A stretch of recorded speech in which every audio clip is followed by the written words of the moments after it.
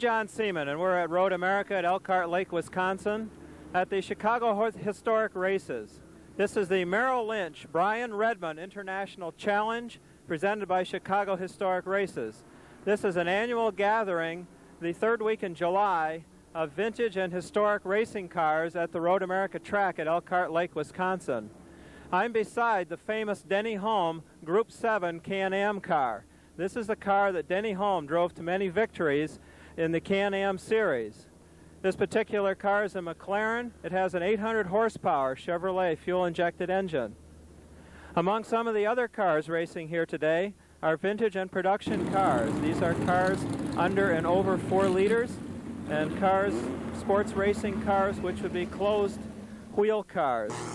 Also, there are Monoposto cars through 1972.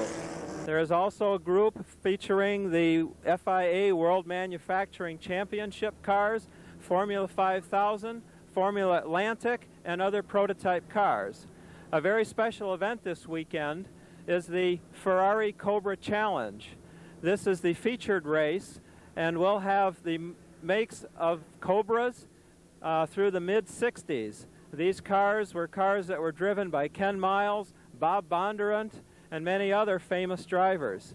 Also included are Ferraris that raced against the Cobras, such as the 275 GTB, and many other famous Ferraris are in the events today.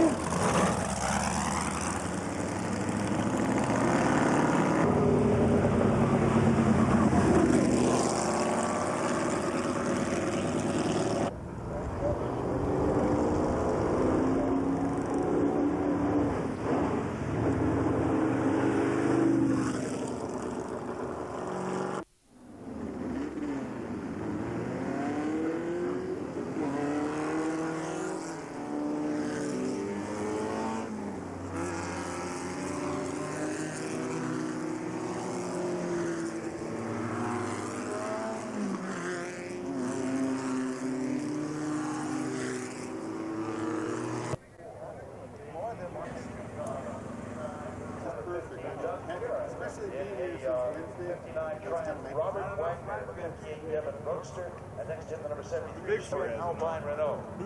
In the 15th row on the inside, number 69, Gale.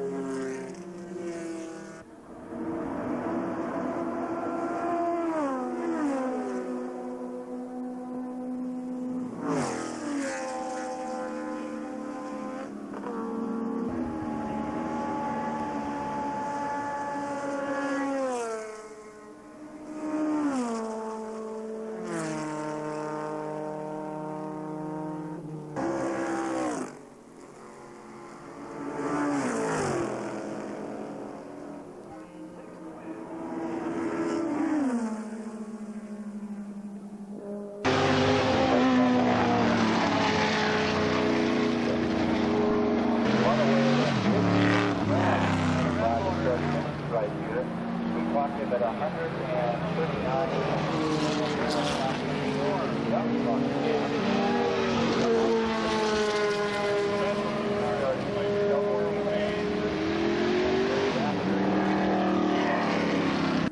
Augie, here we are at another Chicago Historic Races. Great day it's been. We've had some rain, but it looks like the skies have stopped for the moment.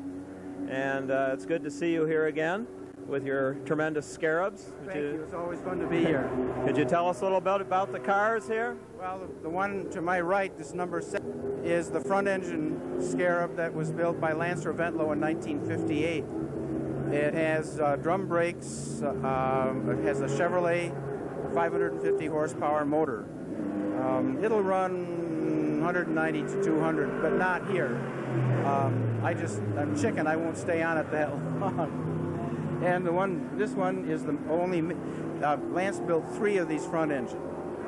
He only built 1 mid-engine, and the mid-engine is right here, and that car flies. We're running 175 coming up into turn 1. And I thought I was going to drive it, but somehow my son's sitting in it instead of me.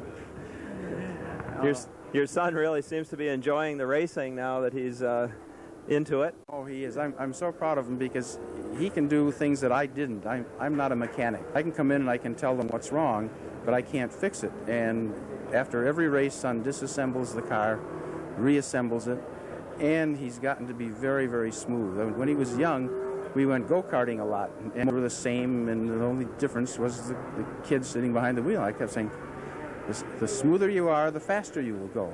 And he's remembered that, and I don't tell him how to drive the race car anymore. When he wins something, sometimes people come to me and say, oh, well, no, that's because he's your son. No, not at all. It's because he's who he is. He's himself. And when he won here at Road America a few weeks ago, I'm standing there with tears going down my cheeks. It was wonderful. One of the events this weekend is the Ferrari Cobra Challenge, and Ferraris from the early 60s. I'm sure you have memories from those days. Oh, yes, I drove them. I was very fortunate to drive them for the North American racing team for Luigi Chinetti. In fact, Joe Marchetti asked me if I'd enter the Scarab, because the last major race that the front engine Scarab won, and it was this car, was at Continental Divide in Colorado, and it was against a Cobra. There were 3 Cobras entered, and I caught him on the last lap, and there was a second separating, and it was a real thrill because it was the last time this car, really won a big race, and it was a professional race, and so. We were involved in the early Ferrari Cobra wars. Was it 1962 your win here in Ferrari, was it? Or was it? Let's say one here. The 1 and 4 and 5 won the June sprints in 1960. Lucky to buy. It was owned by the Peter Hand Drago. Both for 2 years in national championships. And they said for us to have win the car. And they were very nice. And so I got my walking papers, but luckily somebody else picked them up.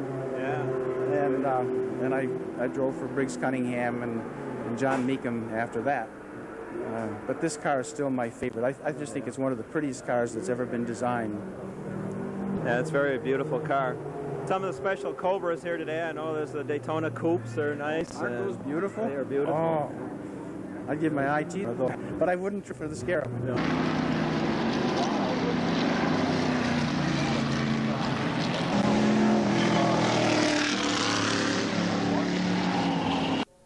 I'm with Bill Murray, and he has a Cobra here that has quite a bit of racing history. In fact, it was one of the last Cobras to race in the GT1 class in SCCA. Would you tell us about the car? Well, the car was one I bought for the street back in the 70s, and I was racing another Cobra at the time, and eventually we decided it'd be better to fix this one up. We took a few more liberties with it and got it up to a very competitive car. We, won most of the races we entered. It went to the runoffs 3 or 4 years in a row and had pretty good success down there. It's a great car. I don't own it now, but I get to drive it every once in a while. It's fun. What years was it on the track? It was on the track from about 79 to 84. And that was 84. Well, actually, 83 is the last year at the runoffs. And that was the last year Eddie Cobra ran in the runoffs, period. They had some massive rule changes and just put them out, so nobody brought them out anymore. In prepping the car, have you done anything special with it since then? Now the car is basically exactly the same as it was back then. Yeah, it was running great then, and still runs good now. Have you run it any other races, vintage racing, or has the person that owns it now, has he been running it much? Yeah, the car's run, it started running vintage races in '84, the first time they had a race up at Steamboat Springs, Colorado.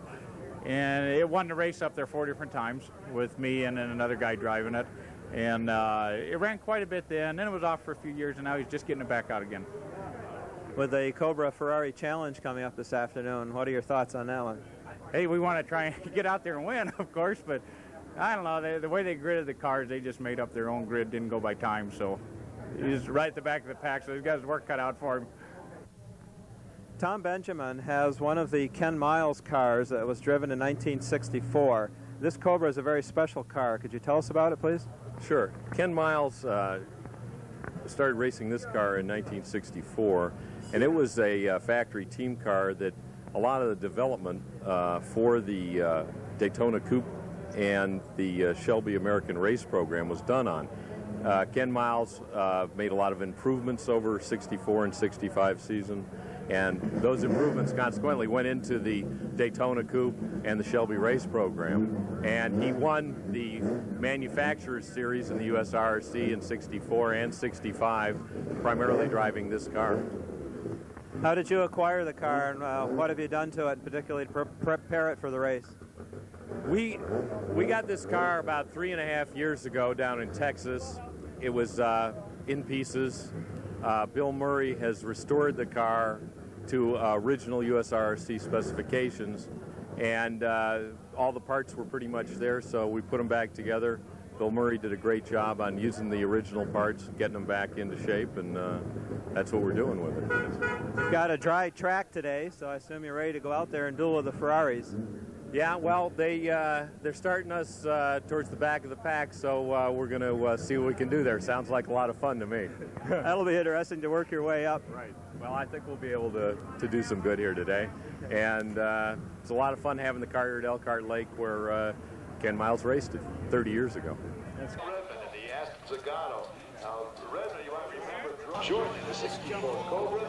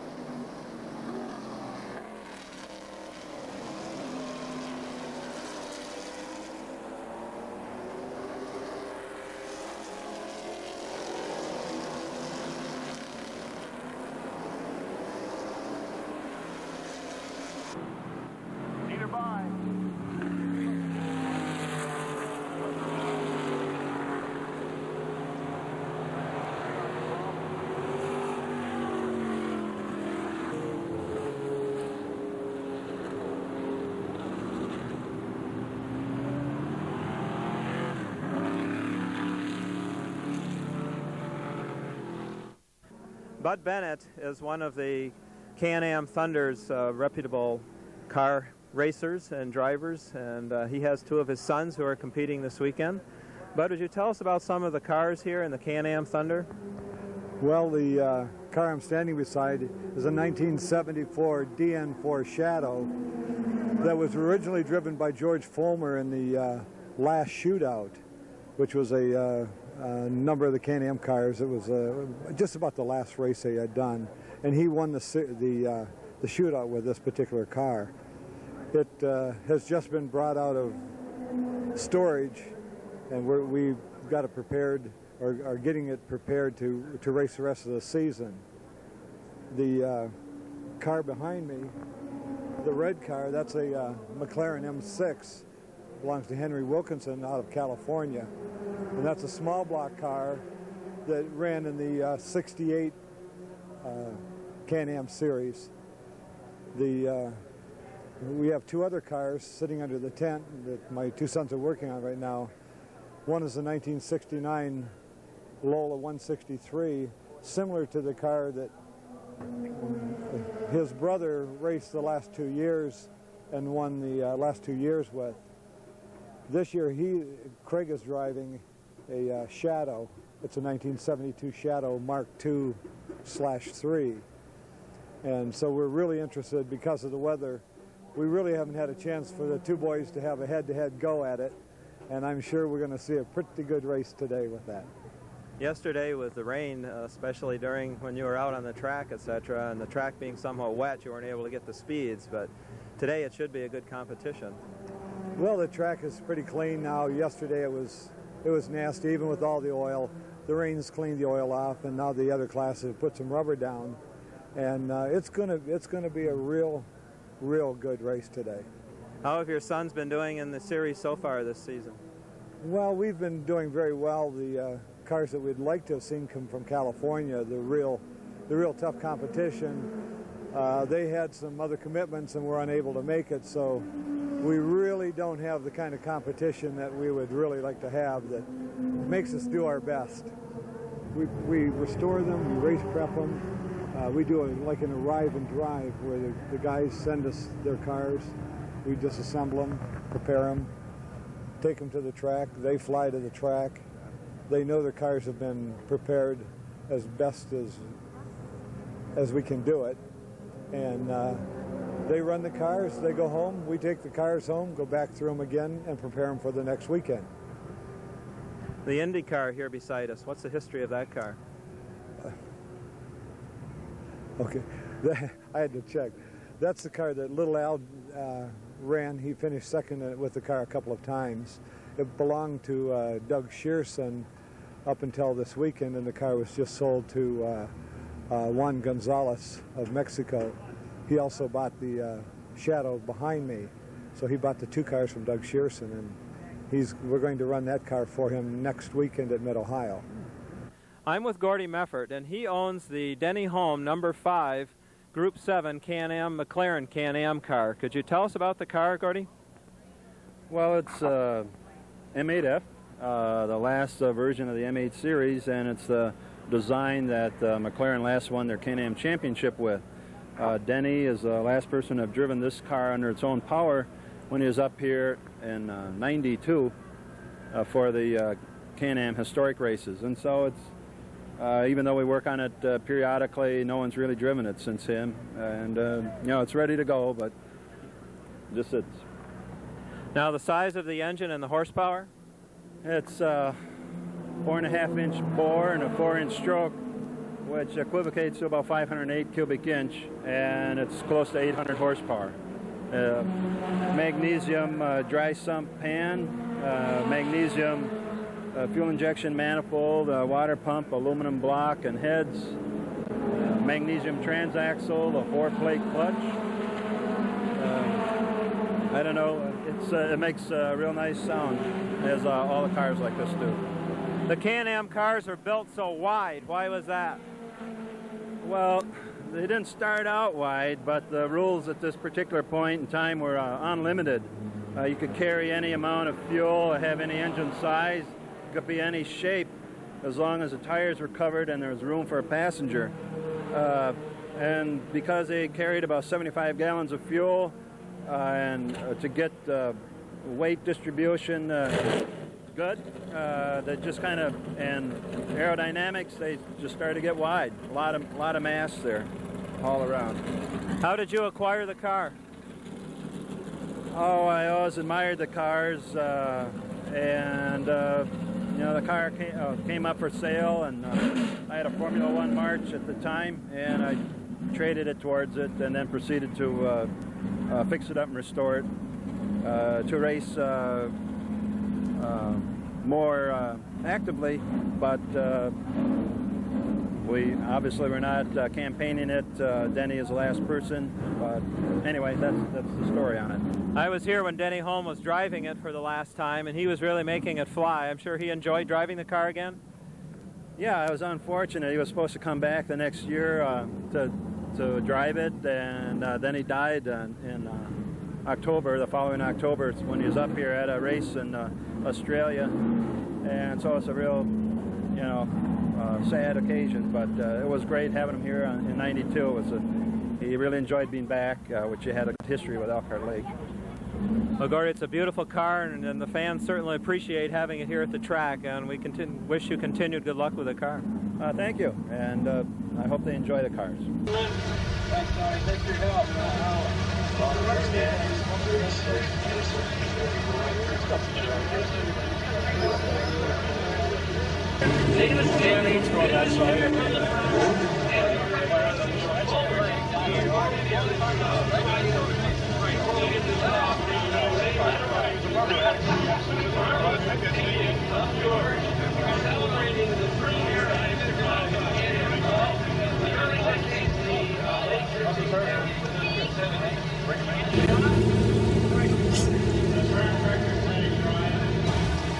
Lola Tower. Go ahead.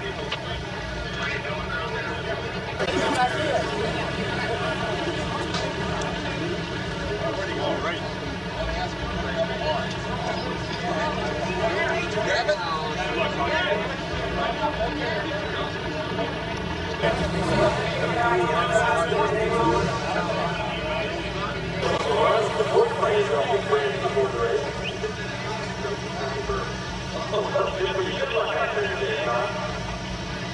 Tom McKee next. Or Tom Simpson in a McKee. Well, we're almost ready. Thanks, Gary. Next up, right to the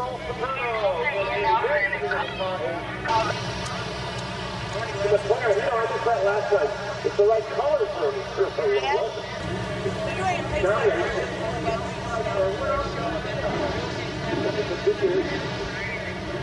Thank you, Gary. Have fun.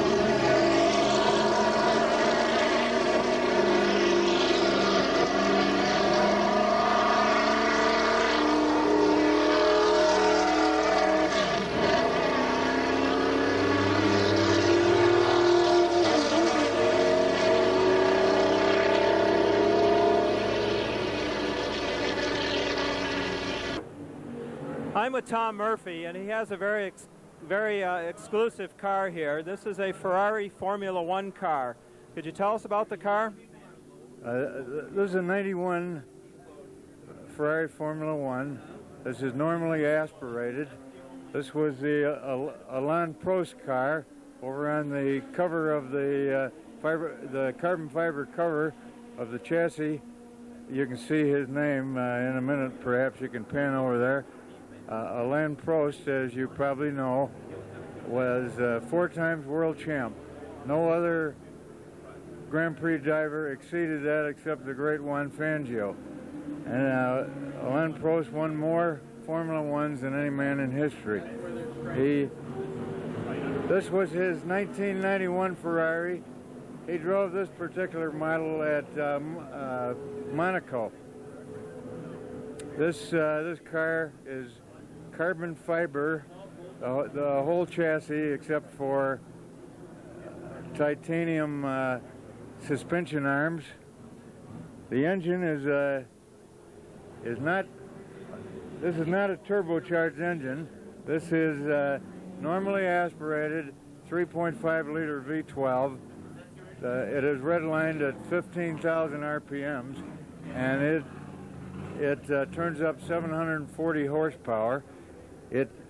The whole car weighs 500 kilos or 1,100 pounds, so the horsepower per weight ratio is phenomenal. On the main straightaway at speed, the wings and the ground effects, the wings up front will generate about 5,000 pounds of downforce. It has a little less than 2 inches clearance on the ground, but at its speed, the 5,000 pounds of downforce compress the chassis, and there are titanium skids under it, and one can see sparks as we come down the straightaway. It has phenomenal acceleration. When you compare it to street cars, 0 to 60 in 2.6 seconds, or 0 to 125 in 4.9. With the wings and the ground effects, if one lifts off the accelerator, you get 1 G of deceleration force. Just to put that in everyday driving, if you slam the brakes on your car, you get 1 G of deceleration. So that's the amount of deceleration you get just by lifting off the accelerator. In a turn, the lateral force is 4.3 Gs. And some of the better cars like the Ferrari F40 over there or a Corvette will pull 0.9 Gs in a turn. So this is over 4, which means one's head weighs 50 pounds in a turn.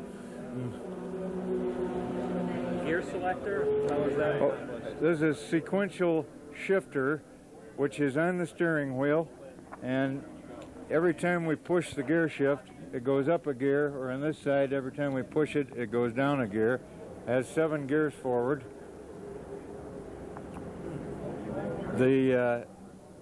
A good Indy driver can shift in between perhaps 0.2 of a second. This will shift in 0.07 of a second, so one does not even have to lift off the accelerator in order to accomplish the shifting. Tom, have you driven the car in any other events yet this year?